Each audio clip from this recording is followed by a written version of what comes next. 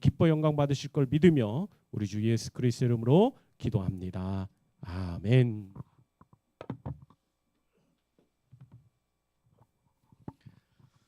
네, 여러분 반갑습니다.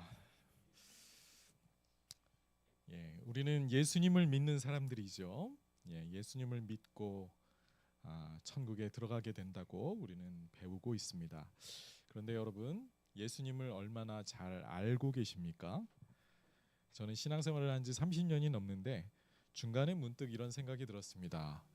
내가 예수님을 잘 모르고 있구나 라는 생각이죠. 자, 우리는 성경에서 우리가 예수님과 친밀한 관계를 맺도록 부름받았다라는 말을 듣지만 정작 제 자신은 예수님이 굉장히 낯설다는 생각이 중간에 들었습니다. 물론 구원의 공식은 잘 알고 있죠. 우리 죄를 위해 죽으셨다가 다시 살아나신 이 예수님을 믿음으로 영생을 얻는다, 잘 알고 있었습니다. 그렇지만 천국에 가는 방법, 천국에 가는 길로서의 예수님을 내가 이용하려고만 했지 정작 이 예수님을 내가 얼마나 친밀하게 알고 있는가에 대해서는 잘 모르고 있었다는 생각이 듭니다. 사실 진정한 믿음은 예수님을 전인격적으로 신뢰하는 것이죠. 그렇다면 예수님을 잘 알아야 하는 것이 마땅한데, 잘 알고 믿어야 하는데, 정말 예수님을 잘 모르면서 내가 마치 영생에 들어가기 위한 어떤 그 조건으로 예수님을 믿는 것 같은 생각이 중간에 문득 들었던 기억이 납니다. 자, 여러분은 어떠십니까? 예수님을 정말로 잘 알고 계십니까? 저는 오늘 새삼스럽게 예수님을 여러분에게 다시 한번 소개해드리려고 합니다. 자, 그런데 오늘 소개할 예수님은 어쩌면 여러분이 평소에 알던 예수님의 모습과 많이 다를 수도 있겠습니다. 오늘 소개할 예수님은 정말 최고의 영광과 존엄을 가지신 분으로 묘사하고 있습니다. 바로 요한복음 1장에서 사도 요한이 그리고 있는 예수님인데요. 이 모습을 우리가 정말로 잘 이해하고 또 묵상한다면 정말 우리 마음이 이 예수님에 대한 찬양으로 가득 차게 될 것입니다. 자, 오늘 살펴볼 요한복음 1장 1절에서 18절은 요한복음의 서론입니다. 저자가 앞으로 이 본문을 통해서 할 이야기를 이 안에 압축해서 소개하고 있지요. 자, 요한은 아주 시적인 언어, 간결한 언어로 예수님의 위대함과 영광스러움을 여기서 소개하고 있습니다. 자, 예수님의 참 모습은 오늘 이 볼 본문의 제일 마지막 절인 18절에서 독생하신 하나님이란 표현에 집약되어 있습니다. 자, 독생하신 하나님이란 뜻은 하나님의 유일한 아들, 그리고 그분이 하나님이시다라는 의미를 담고 있죠.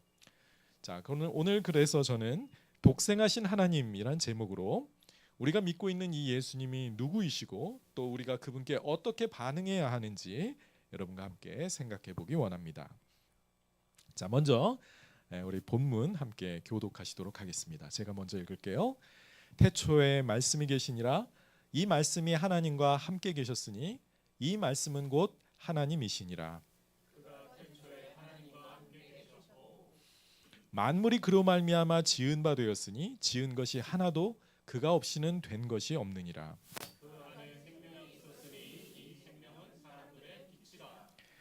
빛이 어둠에 비치되 어둠이 깨닫지 못하더라.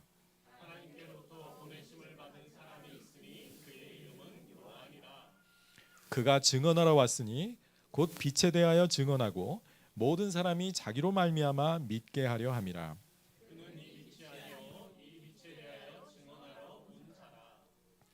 참 빛, 곧 세상에 와서 각 사람에게 비치는 빛이 있었나니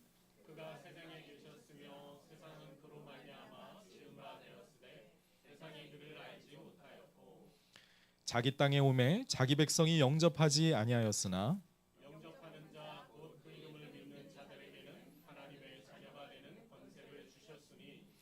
이는 혈통으로나 육정으로나 사람의 뜻으로 나지 아니하고 오직 하나님께로부터 난 자들이니라.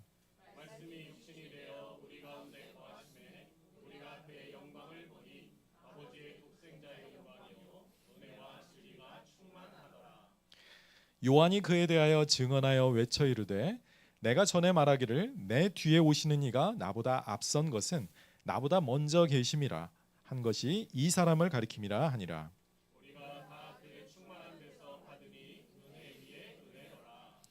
율법은 모세로 말미암아 주어진 것이요 은혜와 진리는 예수 그리스도로 말미암아 온 것이라. 본래 하나님을 본 사람이 없으되 아버지 품속에 있는 독생하신 하나님이 나타내셨느니라. 아멘. 자, 먼저 오늘 1절 말씀 보겠습니다. 태초에 말씀이 계시니라. 이 말씀이 하나님과 함께 계셨으니 이 말씀은 곧 하나님이시니라. 자, 요한은 자신의 복음서를 성경의 제일 처음에 있는 구절과 동일하게 시작하고 있습니다. 창세기 1장 1절이죠. 태초에 하나님이 천지를 창조하시니라. 이 말씀을 떠올리게 하는 어구로 시작합니다. 자, 창세기 기자는 이 말씀을 한 뒤에 하나님이 세상을 창조하시는 그 과정 속에 우리의 시선을 돌리지만 오늘 요한은 창조주 하나님 자체에 시선을 집중하고 있습니다. 자, 그리고 나서 말씀을 언급하지요. 자, 우리가 창세기 1장을 떠올려 본다면 하나님이 말씀을 통해 세상을 창조하신 것을 우리가 기억할 수 있습니다. 하나님이 말씀하시면 그대로 이루어졌습니다. 빛이 있으라고 말씀하시자 빛이 있게 되었다고 1장이 설명하고 있죠. 요한은 바로 그 창조의 능력을 가진 말씀에 주목합니다. 요한은 그 말씀이 단지 창조의 대행자, 창조의 도구 정도가 아니라 그 말씀이 하나님과 함께 계셨고 또한 그 말씀이 하나님이셨다라고 선포하고 있는 것입니다. 14절에 가면 말씀이 육신이 되어 우리 가운데 거하셨다라고 하지요. 자, 이 말씀이 다름 아닌 바로 예수님이라는 사실을 우리에게 가르쳐주고 있습니다. 요한은 지금 예수님을 말씀이라고 부르면서 그분이 하나님과 함께 계셨던 또 다른 하나님이시라고 이런 놀라운 선언을 우리에게 하고 있는 것입니다. 자, 여기서 예수님을 말씀이라고 표현한 의미가 무엇인지 한번 생각해 볼까요? 자, 여러분, 우리가 다른 사람을 알게 되는 것은 무엇을 통해서입니까? 그 사람이 자신에 대해서 하는 말을 통해서 알게 되는 거죠. 예를 들어 여러분이 저에 대해서 알기를 원한다면 제가 제 자신에 대해서 여러분께 말씀으로 가르쳐 주어야 합니다. 자, 제가 저에 대해서 아무 말도 하지 않는다면 여러분은 저에 대해서 전혀 알지 못하게 되겠지요. 마찬가지로 하나님의 말씀은 하나님이 누구인가를 드러냅니다. 그것을 계시라고 하지요. 예수님은 하나님의 계시로서 보이지 않는 그 하나님을 우리에게 보여주시는 분입니다.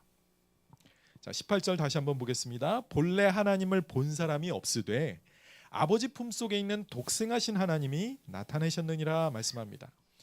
자, 예수님은 하나님의 말씀으로서 보이지 않는 하나님이 누구인가를 우리에게 잘 계시해 주신 분입니다. 목사님, 그런데 예수님 전에도 선지자들이 하나님의 계시를 받아서 우리에게 말씀을 전해 주시지 않았나요? 네, 맞습니다. 그런데 선지자들이 한 계시와 말씀이신 예수님의 계시 사이에는 질적인 차이가 있습니다. 어떤 차이가 있을까요? 선지자들은 단지 하나님의 메시지를 받아서 전달했다면 오늘 말씀에 따르면 예수님은 자신이 바로 하나님의 메시지였습니다. 여러분, 하나님을 가장 잘 계시하실 수 있는 분이 누굴까요? 하나님 자신이겠죠. 예수님은 하나님 자신을 우리에게 보여주신 것입니다. 예수님은 하나님이시기 때문에 하나님이 하나님을 계시하셨다라고도 말할 수 있겠습니다. 그런 의미에서 말씀이신 예수님은 정확한 하나님의 계시이신 것입니다. 자, 요한은 또한 예수님이 진정한 하나님이셨다는 사실을 추가적으로 밝혀줍니다. 2절과 3절 보겠습니다. 그가 태초에 하나님과 함께 계셨고 만물이 그로 말미암아 지은 바 되었으니 지은 것이 하나도 그가 없이는 된 것이 없느니라. 자, 이 이어지는 말씀 속에서 예수님을 이번에는 창조주로 소개하고 있습니다. 자, 3절 말씀을 보시면 만물이 그로 말미암아 지은 바 되었다. 만물의 근원이시요 창조주이신 분을 소개하죠. 또 그것을 그 후반부 문장에서는 그걸 뒤집어서 지은 것이 하나도 그가 없이는 된 것이 없다라고 동일한 진리를 반복해서 선포하고 있습니다.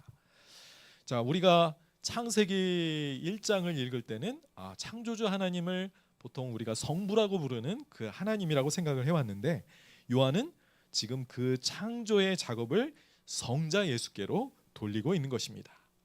자, 이것은 성자 하나님이, 즉 예수 그리스도가 성부 하나님과 동등하신 하나님임을 나타내주고 있는 것이죠. 동일한 권세와 영광을 가지신 분이 바로 우리의 말씀이신 예수 그리스도십니다. 이어지는 4절에서 성자 예수가 모든 생명의 근원이라고 말씀합니다. 그 안에 생명이 있었으니 이 생명은 사람들의 빛이라고 말씀합니다. 예수님은 그 안에 생명을 갖고 계셨고요, 그 생명을 자신이 지은 모든 피조물에게 나누어 주셨습니다. 그래서 모든 생명체가 창조주이신 예수님으로부터 생명을 얻었습니다. 그러니까 생명의 주인은 바로 예수님이신 거죠. 여러분, 여기서 말하는 생명은 단지 생물학적인 생명 이상을 말합니다. 우리가 영적인 생명, 즉 영생이라고 부르는 그 생명을 의미합니다. 자, 요한은 그 생명을 빛에 비유하고 있어요. 빛이 어두움을 밝혀주는 것처럼 생명은 죽을 수밖에 없는 그 존재를 살아있도록 만들어줍니다. 그런 의미에서 이 생명은 사람들의 빛이 되는 것이죠. 바로 우리는 예수님이 주시는 이 생명을 얻어야만 합니다. 이렇게 요한은 예수님을 하나님으로 선언하면서 창조의 능력을 그분에게로 돌리고 있습니다. 자, 또 한 가지 예수님의 하나님 되심을 설명하기 위해서 이분의 영원성을 요한이 강조하고 있습니다. 자, 1절과 2절에서 계셨다라는 동사가 계속 반복되고 있었거든요. 태초의 말씀이 계셨다, 이 말씀에 함께 하나님과 함께 계셨다, 이 말씀은 하나님이셨다라는 그 말들 속에서 계속해서 그 계셨다라는 이 동사는 미완료형이라고 합니다. 즉 계속해서 존재하고 있는 상태를 나타내는 동사인 거예요. 즉 이 동사는 이 존재하는 것이 끝났다라는 것을 암시하지 않고요, 존재하기 시작했다는 시점을 암시하지도 않습니다. 그냥 있었다라는 거예요. 과거부터 계속. 이것은 말씀의 불변성과 영원성을 담고 있는 단어입니다. 말씀은 창조 전부터 존재하셨으므로 그분은 피조물이 아닌 것입니다. 하나님인 것이죠. 자, 15절에서도 요한은 동일하게 가르쳤습니다. 15절에서 요한이 뭐라 그랬어요?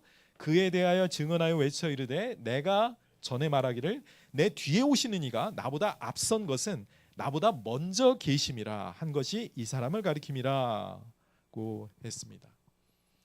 여러분, 침례 요한을 잘 아시죠? 예수님의 오심을 준비하도록 하나님이 앞서 보내신 하나님의 전령이었습니다. 영어로 헤럴드라고 하죠. 자, 예수님을 구원자, 또 이 유대인들에게 메시아로 소개한 사람이 바로 요한이었습니다.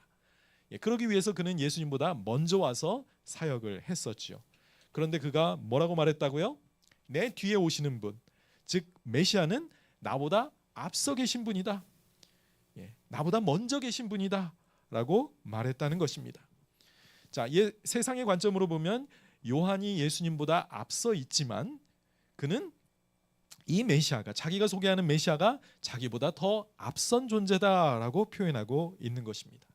역시 예수님의 영원하신 그 속성을 가르치고 있는 것이죠. 예수님은 태초부터 존재하신 하나님이시라는 사실을 그가 인정한 것입니다. 자, 요한은 예수님이 하나님이시라는 이 엄청난 진리를 선포하고 나서 또 그보다 더 중요한 진리를 14절에서 선포하고 있습니다. 그게 뭘까요? 이 하나님이 사람이 되셨다는 사실입니다.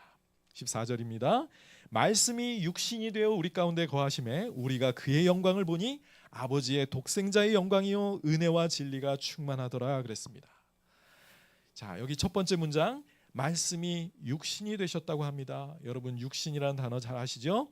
인간의 몸을 의미하는데 죄를 범하기 쉬운 인간의 나약한 본성을 가르칩니다. 사도 바울은 종종 죄성과 동일시하기도 했지요. 자, 그런데 여기에는 어떤 죄라는 의미보다는 인간의 나약하고 약한 그런 어떤 연약한 본성을 말하고 있습니다. 말씀이 육신이 되셨다는 것은 하나님이 사람이 되셨다는 뜻인데 그것도 낮고 천한 존재로서의 그 인간이 되셨다는 것입니다. 인간의 모든 것을 다 취하신 것이죠. 하나님이 사람이 되셨다는 것을 신학 용어로 뭐라고 하는지 아십니까? 성육신이라고 합니다. 기억해 두세요. 성육신, 영어로 incarnation이라고 합니다. incarnation. 인간의 몸을 입으셨다는 겁니다. 하나님이 인간이 되셨다는 그런 개념입니다. 여기서 주의할 것은 하나님이 인간이 되셨다고 할 때 인도인들이 믿는 그 힌두교에도 신이 사람이 되는 경우가 있거든요. 그런데 그것이 예수님의 성육신과는 어떻게 다를까요? 자, 인도인들이 생각하는 그 인간의 모습은 아바타라고 하지요. 겉모습만 인간이고 실제로 그는 신입니다. 그런데 예수님의 경우는 완전한 하나님이시면서 동시에 완전한 인간이 되셨다는 그런 의미가 있다는 점에서 인도인들의 힌두 신화와는 다르다라는 것입니다. 예수님은 사람의 모양으로 나타난 신이 아니었습니다. 완전한 사람이셨습니다. 사람이신 예수님은 본래 하나님이셨기 때문에 하나님의 영광을 사람들 가운데 보여준 것이 당연합니다. 자, 영광이라는 단어는 하나님의 탁월하신 능력과 성품이 나타나는 것을 말하지요. 여기 보니까 그의 영광을 본다 그랬습니다. 예수님의 영광은 또한 아버지의 독생자의 영광이라고 했습니다. 독생자는 하나뿐인 아들이라는 의미지요. 그것은 아버지께 소중한 아들이라는 의미도 있고 또 예수님과 같은 영광을 보여줄 또 다른 존재가 있지 않다라는 의미도 있습니다. 유일한 아들이라는 의미지요. 자, 예수님만이 홀로 하나님의 계시로서 하나님의 말씀으로서 하나님의 영광을 우리에게 보여주고 계신 것입니다. 자, 말씀이 육신이 되어 우리 가운데 거하셨다라고 했을 때 이 거했다라는 동사가 또한 중요합니다. 거한다라는 표현은 장막을 치다, 텐트를 치다라는 의미를 담고 있어요. 자, 이 단어는 구약 시대 때 하나님이 이스라엘 백성 가운데서 장막 가운데 거하셨던 그 의미를 떠올리게 합니다. 즉 성막을 떠올리게 하는 거예요. 이스라엘 백성들이 광야 생활을 할 때 하나님은 성막 가운데 계시면서 그 백성 가운데 임재해 계셨죠. 거기에서 드러난 그 영광을 가리켜 쉐키나의 영광이라고 합니다. 자, 하나님은 솔로몬이 성전을 짓기 전에 그 성막 가운데 또는 회막 가운데 불리는 곳에 그곳에 임재하셔서 자기의 영광을 백성들 가운데 드러내셨습니다. 이스라엘 백성은 바로 그곳에서 하나님을 만나고 하나님을 예배했었어요. 자, 예수님은 일종의 새로운 성막이었습니다. 하나님이 우리 가운데 거하시기 위해 장막을 치셨어요. 그분이 바로 누구시라고요? 예수 그리스도시라는 겁니다. 인간의 몸을 입고 오신 예수님은 우리 가운데 거하시는 하나님의 임재였습니다. 그분에게 하나님의 영광이 나타나는 것이 너무나도 당연합니다. 성막이신 이 예수님을 통해 우리는 아버지 하나님을 만나고 그분을 예배하게 되는 것입니다. 예수님은 하나님의 은혜와 진리가 충만하다고 했습니다. 은혜는 받을 자격이 없는 자에게 주어지는 그런 호의를 말하죠. 예수님은 구원받을 자격이 없는 우리를 구원하기 위해 오신 그래서 하나님이 보내신 그 독생자이니 은혜가 충만한 분입니다.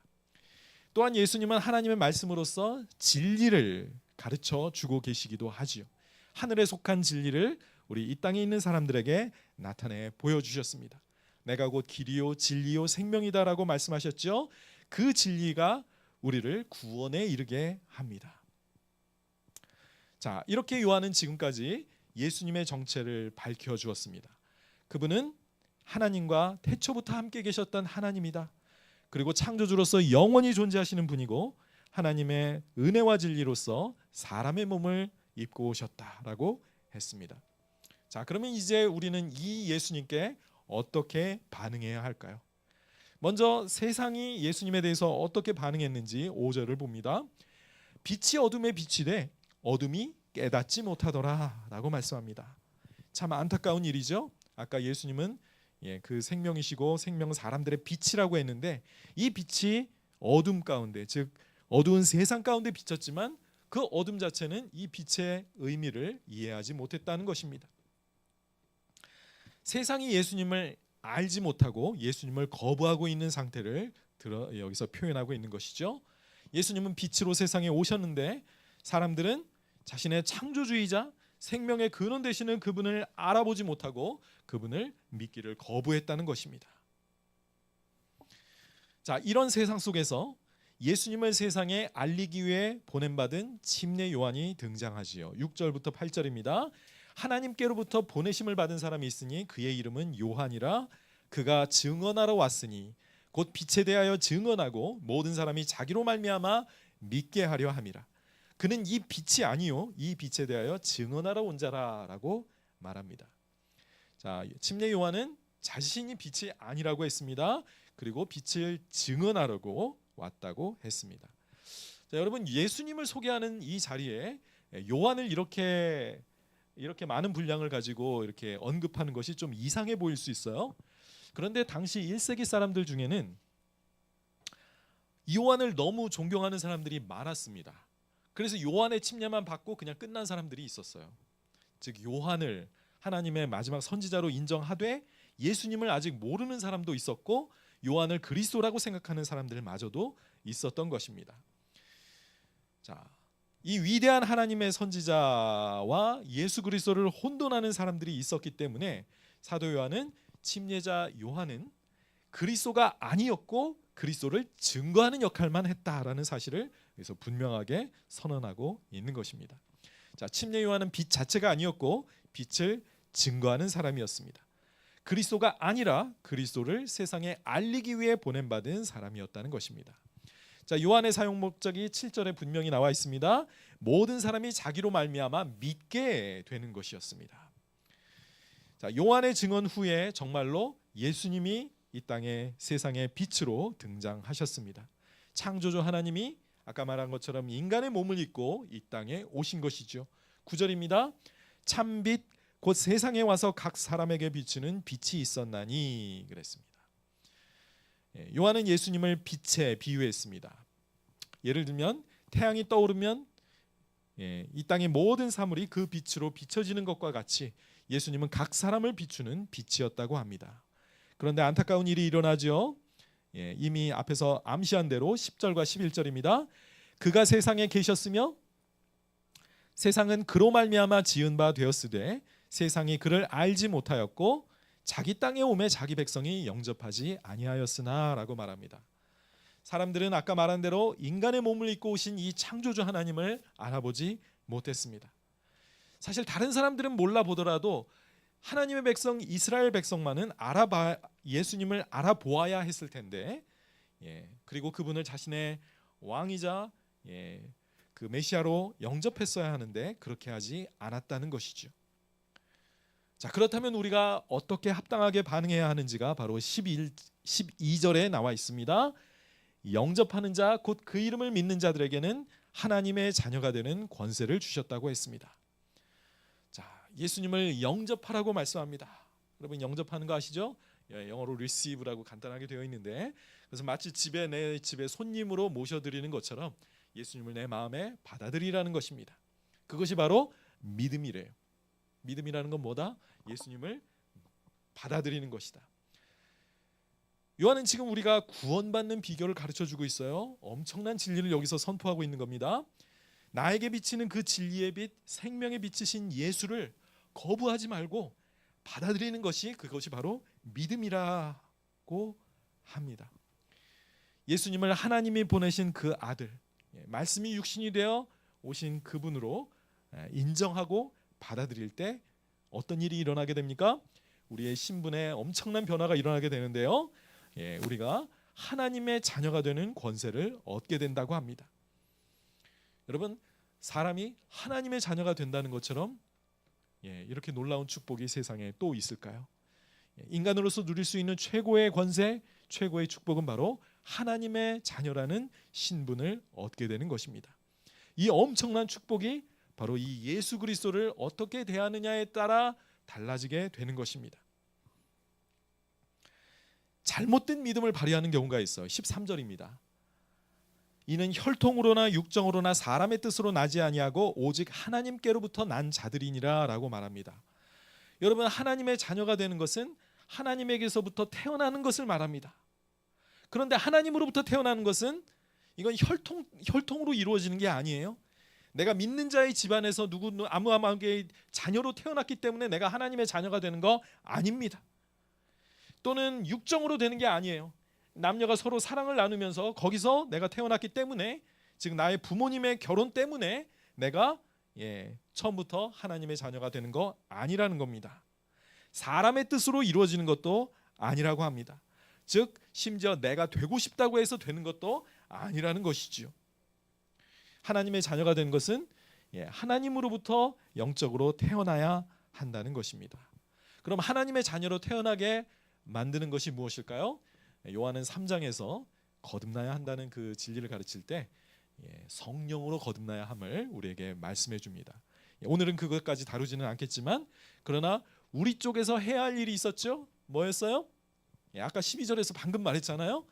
우리에게 빛으로 오신 그 예수님을 거부하지 않고 맞아들이는 것, 영접하는 것, 그것이 뭐라고요?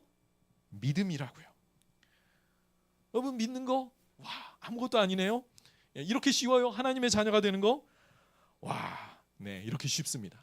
그런데 다른 한편으로는 이건 불가능해요. 예수님을 믿는 거, 이거 사람의 뜻으로 되어지는 게 아닙니다. 이게 맨정신을 가진 사람은 안 믿어지는 거예요. 하나님께 태어나려면 성령님이 우리 안에서 진리의 빛을 비춰주셔야만 이 진리를 믿을 수가 있게 되는 겁니다. 성령이 진리의 빛을 비춰주시지 않으면, 성령의 조명이라고 하는데, 이 진리의 빛비춤이 없으면 이 이야기가 허탄한 이야기로 들려요. 미련하고 어리석은 이야기로 들리게 된다는 겁니다. 여러분, 나가서 예수 믿으라고 한번 사람들한테 얘기해 보세요. 예수님은 하나님의 아들이에요. 그분 창조주신데 사람의 몸을 입고 오셨어요. 미쳤다는 소리 들을 겁니다. 누가 믿습니까? 그런데 우리가 믿잖아요. 이게 얼마나 놀라운 일이에요. 성령 하나님이 우리 안에서 이 진리를 가르쳐 주셨기 때문에 이게 믿어지는 거예요. 이 믿어지는 게 얼마나 놀라운 일이에요. 이게 바로 우리를 하나님의 자녀가 되게 해주시는데요. 이게 믿어지는 그 축복, 성령님이 바로 내 안에 계셔서 나로 하여금 이 진리를 받아들일 수 있도록 내 마음을 열어주신 겁니다. 이게 바로 하나님에게서 난 자들이 되는 길인 것이죠. 여러분, 예수님이 하나님의 아들이라는 사실이 믿어지십니까? 여러분, 예수님이 육신을 입고 오신 하나님이라는 사실이 믿어지십니까?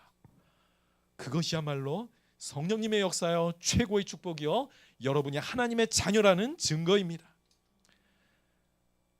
여러분, 이 선물을 가볍게 여기지 마세요. 예수 믿는 거 믿으면 다 된다는데 별거 아니지. 에서처럼 장자권 확 팔아버리듯이 이 믿음 팔아보지 마시기 바랍니다. 엄청난 거예요. 여러분, 우리가 예수님을 믿고 하나님의 자녀가 될 때 우리는 어떤 삶을 살게 될까요? 16절에 나와 있습니다. 우리가 다 그의 충만한 데서 받으니 은혜 위에 은혜로라 하고 말합니다. 하나님의 충만한 은혜를 누리게 됩니다. 그것을 은혜 위에 은혜라고 말하고 있습니다. 문자적으로는 은혜 다음에 은혜입니다. 은혜는 한 번 받고 끝나는 것이 아니라 또 다른 은혜를 불러오게 된다는 것이지요. 여러분, 내가 하나님의 자녀가 되었다면 그거 엄청난 은혜를 받은 거죠. 그걸로 끝? 하나님과 나 사이의 거래 끝? 아니에요.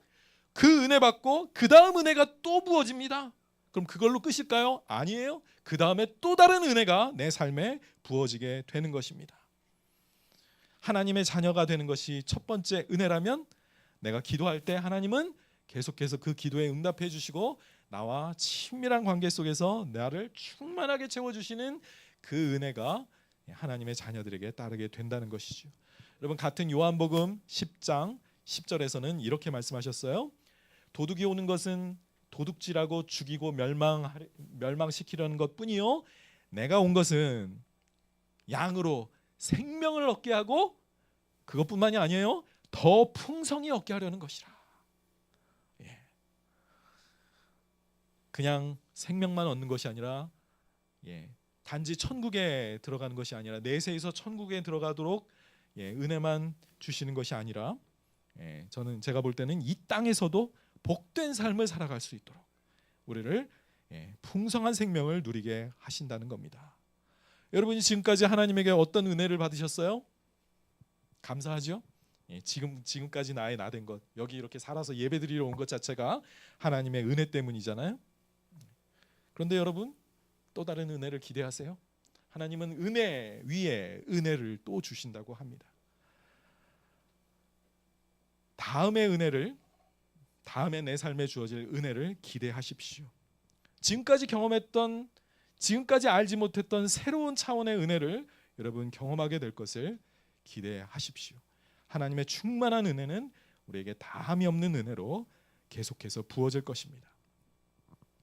자, 요한은 이제 새로운 시대가 열렸다고 선포합니다. 율법은 모세로 말미암아 주신 것이요 은혜와 진리는 예수 그리스도로 말미암아 온 것이라고 합니다. 여러분, 유대교는 율법의 종교였습니다. 자, 율법은 모세가 시내산에서 이스라엘 백성들이 하나님과 언약 관계를 맺을 때 준 것입니다. 그런데 율법은 아무리 지켜도 구원에 이를 수 없었죠. 구원에 이르는 은혜는 사실 하나님이 주권적으로 주시는 거였는데, 율법을 지킨다고 해서, 아무리 공로를 쌓는다고 해서 하나님은 거기에 대한 보상으로 은혜를 주시지는 않는 거였습니다. 사실 율법이 말하고자 하는 바는 우리가 죄인이라는 사실을 보여주고, 그러므로 인해서 예수 그리스도, 구원자 예수 그리스도를 가리키는 것이었습니다. 그분을 소망하라는 것이었어요. 그런데 이 예수님께서 오셨잖아요. 그래서 이 예수님이야말로 우리를 구원하는 은혜와 진리가 되어주시는 것입니다. 사람이 되신 하나님 이 예수 그리스도를 믿을 때 우리는 구원의 은혜를 얻을 수가 있습니다. 이스라엘 백성들은 모세를 통해 받은 율법을 통해서는 구원의 은혜를 얻을 수가 없었지만, 이제 예수님은 우리에게 은혜와 진리를 통해 구원의 길을 열어주시는 것입니다. 마지막 18절입니다. 본래 하나님을 본 사람이 없으되 아버지 품속에 있는 독생하신 하나님이 나타내셨느니라 그럽니다. 자, 요한은 다시 한번 예수님이 성육신, 곧 인간의 몸을 입고 오신 하나님이심을 선포하고 있습니다. 예수님은 말씀으로써 하나님을 정확하게 그리고 충만하게 계시하시는 독생자 하나님이십니다. 여러분, 이 독생하신 하나님을 영접할 때 우리가 구원에 이를 수 있습니다. 자, 결론적으로 우리는 이 독생하신 하나님께 어떻게 반응해야 할까요? 이미 말씀드렸지만 다시 한번 반복해서 말씀드리겠습니다. 예수님을 믿으셔야 합니다. 그것은 오늘 본문에서 말씀한 대로 예수님을 영원한 창조주 하나님으로 인정하는 것입니다. 그분은 단지 사람이 아니셨던 것이죠. 우리와 같은 사람이 되셔서 하나님을 계시하시고 구원의 은혜와 진리가 무엇인지를 우리에게 가르쳐 주십니다. 여러분, 이 예수님을 영접하셨습니까? 이 예수님과의 만남은 나의 삶의 전인격적인 변화를 요구합니다. 창조주 하나님과의 만남인데 뭐 그냥 오케이, 잘 계시다 가세요, 손님 맞이하듯이 그런 것이 아니죠. 이 예수님을 하나님이 보내신 아들로 믿을 때 내 삶은 완전히 바뀔 수밖에 없고 내 인생의 주도권을 이분에게 드릴 수밖에 없는 것이죠. 그것이 믿음입니다. 만약에 이렇게 한다면 우리는 하나님의 자녀가 된 것입니다. 우리는 하나님의 아들과 딸이기 때문에 아버지의 특별한 보호와 돌봄의 대상이 됩니다. 여러분, 하나님의 자녀가 된 이 행복과 기쁨을 누리고 계십니까? 하나님의 자녀에게 주시는 그 권세를 사용하고 계십니까? 즉, 우리가 기도하면 들으시는 그 특권을 받아 누리고 계십니까? 또한 하나님의 자녀에게는 은혜 위에 은혜가 주어진다고 했습니다. 여러분, 내가 천국에 들어가는 길을 알았으니 그걸로 됐다, 거기에 만족하고 계십니까? 그렇지만 기억하십시오. 천국에 들어가는 거 엄청난 은혜이지만, 그러나 하나님은 그 이상의 은혜를 우리에게 더 주시기를 바라십니다. 이 땅을 살아가는 동안 하나님께서 주시는 은혜 위에 은혜, 생명인 플러스 더 풍성한 생명을 누리실 수 있기를 바랍니다. 그것은 무엇을 의미하겠습니까? 여러분, 내 인생을 통해 하나님이 하실 위대한 일을 꿈꾸라는 말입니다. 내 힘으로는 안 되지만 성령님의 능력을 통해 이루실 그 일을 기대하라는 것이죠. 여러분, 최고의 은혜가 무엇이겠습니까? 예수 그리스도를 닮아가는 것 아니겠습니까? 내가 그동안 지었던 내 죄를 이제는 이기고 정복하고 나도 거룩한 예수님처럼 살아갈 수 있습니다. 예수님을 닮은 존재가 되는 것이죠. 이런 하나님이 나를 쓰셔서 하나님의 놀랍고 귀한 뜻을 이루실 수 있다는 것입니다. 이것이 정말로 은혜 위에 은혜가 아닐까요?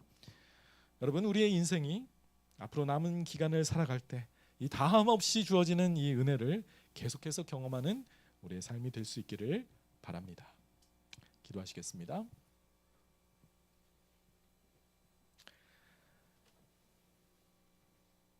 자, 여러분, 오늘 말씀 들으면서 무슨 생각이 드셨습니까?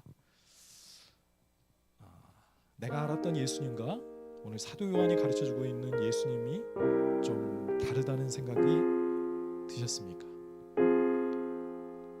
예수님을 사람으로만 생각해 오시지 않았습니까? 이분이 얼마나 위대한 창조주 하나님인가 오늘 선포하고 있는 이 요한의 말씀 속에서 예수님을 새로 알게 되었다면 그분 앞에 우리가 합당한 예우로 그분을 예배하고 찬양합시다.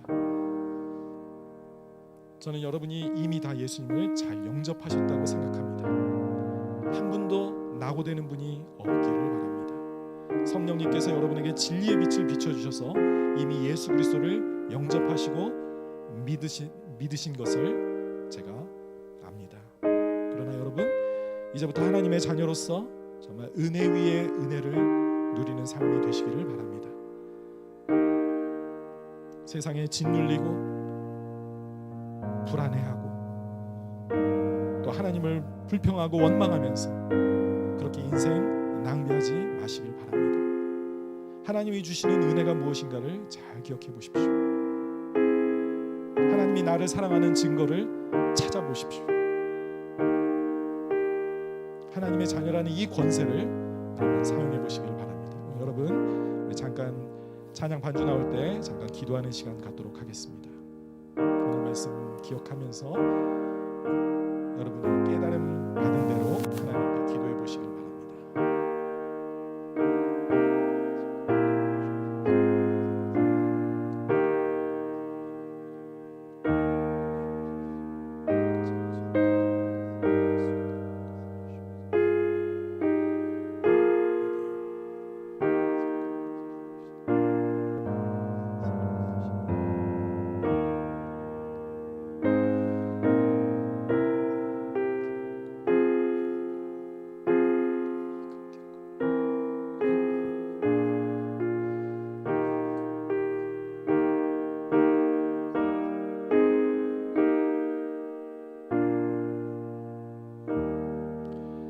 아버지 하나님, 감사합니다. 우리를 구원하시기 위해 창조주 하나님께서 인간의 몸을 입고 이 땅에 내려오셨다는 사실을 배웠습니다. 우리에게 하나님의 영광을 보여주시고 은혜와 진리를 충만하게 계시해 주신 우리의 사랑하는 예수님, 주님의 놀랍고 아름답고 이 장대한 위엄 앞에 우리는 할 말을 잃고 머리 숙여 경배할 뿐입니다. 이 놀라운 은혜가 성령님을 통해 나에게도 주어져서 나는 예수 그리스도가 정말로 하나님의 독생하신 아들임을 내가 믿음으로 고백합니다. 그래서 하나님의 자녀가 되는 이 놀라운 특권 주신 것 너무나도 감사드립니다.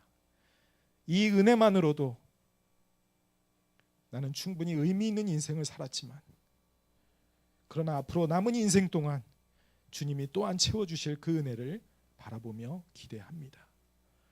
하나님, 부족하지만 저희를 쓰셔서 하나님의 귀한 뜻을 이루어 주시고 아직도 어둠 가운데 이 진리의 빛을 이해하지 못하는 자들에게 이 진리의 복음을 전하는데 우리를 사용해 주시옵소서. 하나님의 나라를 세워가는 일에 그리고 이 꿈을 심는 교회 안에서 정말 하나님이 예수 그리스도가 우리 가운데 왕이 되어 계신 모습을 우리가 구현해낼 수 있도록 도와주시옵소서. 주님이 나를 사랑하시고 용서하신 그 사랑을 우리 형제자매들에게 나타내 보일 수 있도록 도와주시옵소서. 죄악된 세상에서 찾아볼 수 없는 이 기쁨과 평안과 행복이 있는 이곳을 만들어갈 수 있도록 도와주시옵소서. 주님 찬양합니다. 우리의 부족한 입술을 통해 영광 받으시옵소서. 감사하신 예수 그리스도의 이름으로 기도드렸습니다. 우리 자리에서 다 같이 일어나셔서 만유의 주제 찬양.